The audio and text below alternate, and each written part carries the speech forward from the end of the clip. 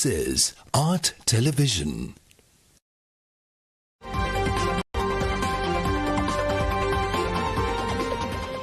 Coming up, State of Business, sponsored by... Manage all your SLT Mobitel services through the MySLT app. IWS Aviation.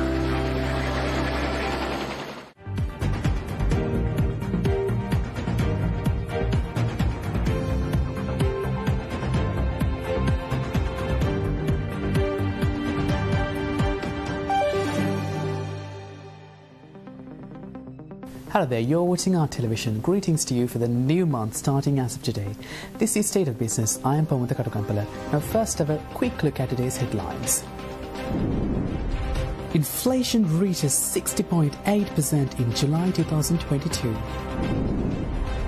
Central Bank calls on all stakeholders to play fair. And now let's have a detailed look at today's stories. Now, the Central Bank of Sri Lanka noting that certain market players are not compliant with measures implemented to ease the burden of the economic hardships on people has issued a communique on the matter. One major factor that is contributing to the current crisis and the resultant hardship is the lack of foreign exchange liquidity in the banking system. Such shortage of forex liquidity has affected the provision of essential imports, including fuel. To ensure adequate foreign exchange liquidity in the banking system, the central bank had to impose surrender requirements on export earnings. Further, measures were taken by the government and the central bank to discourage foreign exchange outflows. The success of the regulatory measures and the ability to achieve the intended outcomes depend on the support and cooperation from the trading community and the banking system. Non-compliance would deprive the people of the support expected from the government while undermining the moral obligation of equal burden sharing that is expected of all shareholders under difficult and extraordinary circumstances. In the best interest of the nation, the central bank wishes to reiterate to all stakeholders of the economy that all efforts be taken to strictly monitor and ensure compliance with all regulations. This includes regulations on foreign exchange transactions, including repatriation requirements and export proceeds, conversions and mandatory sales to the central bank. Any instances of non-compliance will be dealt with stern action within the provisions of all applicable laws. The central bank has strengthened its capacity in monitoring foreign exchange transactions through the export proceeds monitoring system and the international transactions reporting system. These systems facilitate regular monitoring of foreign exchange inflows and outflows. Hence, licensed banks and the trading community are urged to comply with existing regulations and complement efforts of the government and the central bank to provide assistance to all stakeholders of the economy. The export trading community is urged to continue to repatriate all export proceeds within the stipulated time frame and surrender the residual earnings in accordance with the regulations.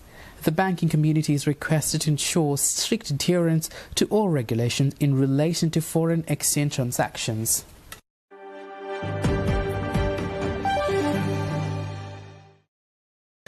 Meanwhile, the External Sector Performance Report for June 2022 was released recently by the Central Bank of Sri Lanka. It shows that the merchandise trade balance recorded a surplus in June 2022, reflecting the impact of high monthly export earnings and the continued decline in import expenditure.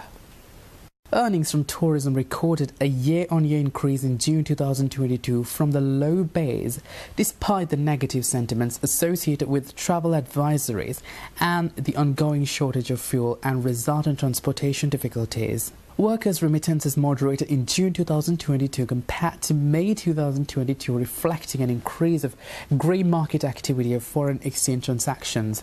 Foreign investment in the government securities market recorded a marginal net inflow, while that in the Colombo Stock Exchange recorded a marginal net outflow during June 2022. The central bank continued to provide forex liquidity to finance essential imports, exhausting the usable level of gross official reserves. Meanwhile, the weighted average spot exchange rate in the interbank market remained around 360 rupees per US dollar during the month. The balance in the merchandise trade account in June 2022 recorded a surplus of 21 million US dollars compared to the deficit of 652 million US dollars recorded in June 2021, and for the first time since August 2002, where a trade surplus of 110 million US dollars were recorded. Meanwhile, the cumulative deficit in the trade account during January to June 2022 narrowed to 3,514 million US dollars from 4,316 million US dollars recorded over the same period in 2021. Terms of trade, that is, the ratio of the price of exports to the price of imports, deteriorated by 5.4% in June 2022 compared to June 2021, as increase in import prices surpassed the increase in export prices. Now, the CBS's External Sector Performance Report details the performance of merchandise exports and imports for June 2022. It states that overall earnings from merchandise exports in June 2022 increased 23.9% over the corresponding month in 2021, recording 1,248 million US dollars. Cumulative export earnings from January to June 2022 increased 14.3% over the same period last year, accounting to 6,514 million US dollars. Earnings from the export of industrial goods increased in June 2022 by 28.4% compared to June 2021. High export earnings from garments contributed a major share of this outcome. Total earnings from the export of agriculture goods in June 2022 increased 9.2% compared to June 2021, with a substantial share of the increase contributed by seafood and minor agricultural products. Earnings from mineral exports in June 2022 declined 34.8% compared to June 2021, mainly due to a decline in export earnings from titanium ores categorized under ores, slag and ash. Year-on-year, the export value index increased 23.5%, while unit value index improved marginally by 0.3% in June 2022. Thus, the increase in export earnings could be attributed mainly to higher export volumes. Moving on to merchandise imports, it states that overall expenditure declined 26.1% to 1,226 million US dollars in June 2022 compared to 1,659 million US dollars in June 2021. On a cumulative basis, import expenditure from January to June 2022 was recorded at 10,028 million US dollars, which is a year-on-year marginal increase of 0.1%. Expenditure on the importation of consumer goods in June 2022 declined 53.8% compared to June 2021, with a reduction of 46.1% in food and beverages and 59.7% in non-food consumer goods. Expenditure on the importation of intermediate goods declined 2.8% in June 2022 compared to a year ago, with the decline in expenditure on most industrial and agricultural input categories being offset by an increase in fuel expenditure. Import expenditure on investment goods declined 46.3% in June 2022 compared to June 2021 due to a decline in all subcategories. Almost all types of goods listed under all three main investment good categories, machinery and equipment, building material and transport equipment, recorded a decline. Year-on-year, the import volume index declined 30.3%, while the import unit value index increased 6.1% in June 2022, implying that the decline in import expenditure in June 2022 was mainly driven by the volume effect.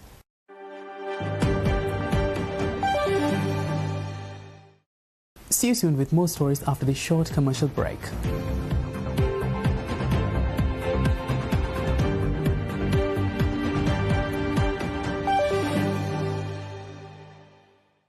Hey Siri.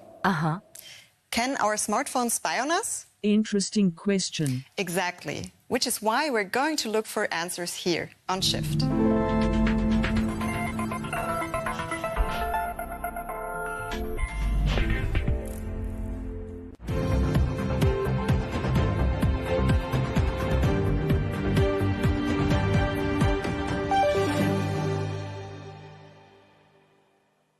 Welcome back to the program.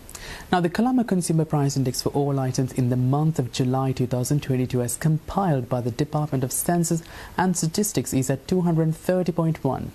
This increase of 9.9 index points from 220.2 in June 2022 represents an increase in expenditure value of 5,990.9 rupees in the market basket. The CPI has weights derived from the 2012-2013 Household Income and Expenditure Survey. Month-on-month changes were contributed by increases of food and non-food items by 2.20% and 2.31% respectively. Among food items and non-alcoholic beverages, increases in values change were reported for all items except vegetables, coconuts, coconut oil, red onions, limes and big onions, which reported a decrease in value change. Among non-food groups, increases in value change were reported for all groups except education, which remained unchanged. The overall rate of inflation as measured by CCPI on a year-on-year basis is 60.8% in July 2022 and the inflation calculated for June 2022 was 54.6%. The year-on-year inflation of the food group increased to 90.9% in July 2022 from 80.1% in June 2022 and the year-on-year inflation of the non-food group increased to 46.5% in June 2022 from 42.4% in June 2022. On a year-on-year basis, contribution of food commodities to inflation was 29.46% in July 2022. Contribution of non-food items was 31.40%. This was mainly due to increases in value change in all groups. The moving average inflation for the month of July 2022 is 23.1%. The corresponding rate for the month of June 2022 was 18.4%.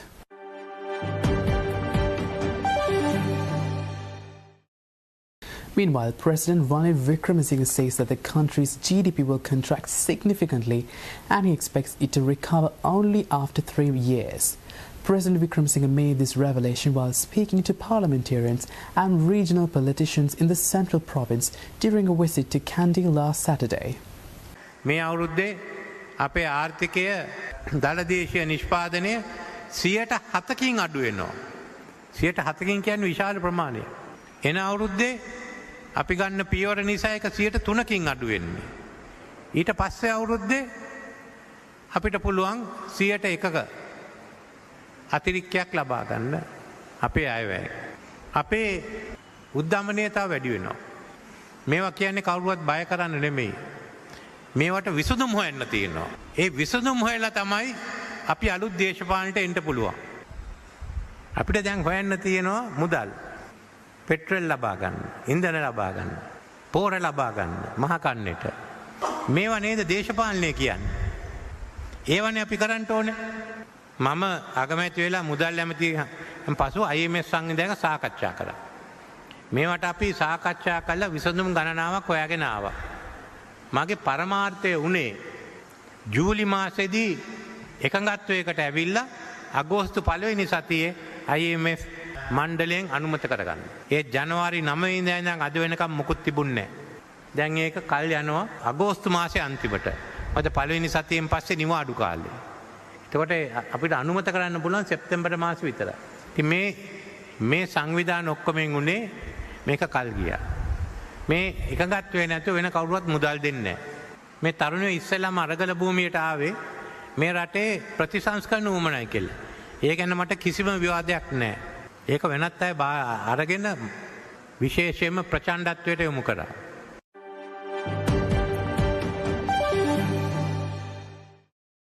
Now, independent MP Partly Champika Ranawika, noting the shrinking electricity demand, has issued an article on the steep economic downturn it heralds. The article reads that while official statistics and traditional indicators of the country's 2022 second quarter economic performance are yet to be realized, electricity demand, which is an indicator of real economic performance, sheds light on the matter. Electricity is a driving force in any country's economic engine. Therefore, demand for it stands as a highly representative and reliable indicator of economic activity. The correlation between electricity demand and economic growth is a well-established empirical relationship. The graph that plots electricity demand represented in terms of the daily average of total energy dispatched to the electricity grid based on electricity demand and the average duration of daily power cuts shows a disturbing trend. The daily average of dispatched energy and hence the demand reduced to around 39.7 gigawatt hours by mid-July 2022 from around 44.4 gigawatt hours in mid-February. Notably, this happened while the average duration of daily power cuts reduced from around 5.7 hours a day in February 2022 to around 2.3 hours a day by July 2022. This shrinking electricity demand is contrasted against the fact that demand stood at 50 gigawatt hours even in between COVID-19 lockdowns. Under normal circumstances, electricity demand should increase rather than decrease when the duration of power cuts reduces. Thus, the observed steady decrease in electricity demand indicates a rapid and steep contraction in Sri Lanka's national economy. The crucial implication of this anomalous trend is that the economic downturn is likely to be much worse than official government estimates.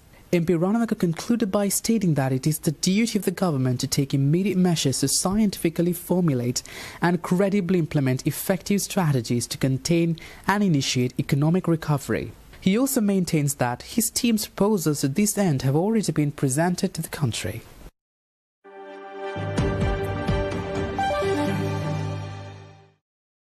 Stay tuned for stock updates.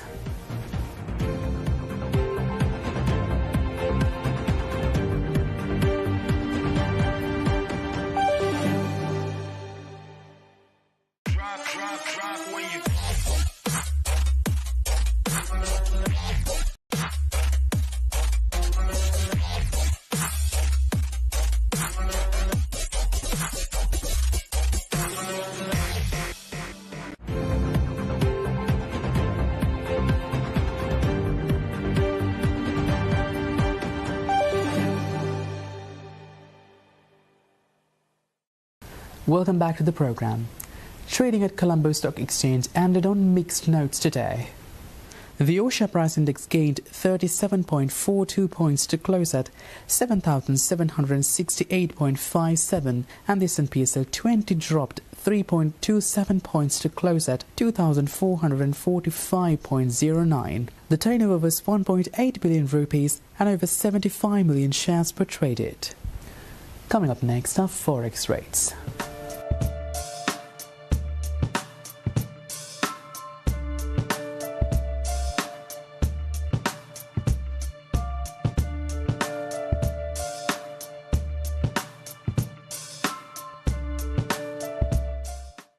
Well, that's a wrap from today's edition of State of Business. See you tomorrow at the usual time. Thanks for watching. Bye-bye.